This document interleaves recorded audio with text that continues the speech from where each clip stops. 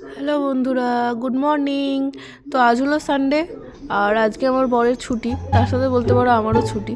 আজকে সারাদিন শুধু রেস্ট করব, আর বরকে বলবো বাইরে থেকে খাবার অর্ডার করো, খাবো আর ঘুমাবো, দেন বিকেলে উঠে যাবো ঘুরতে।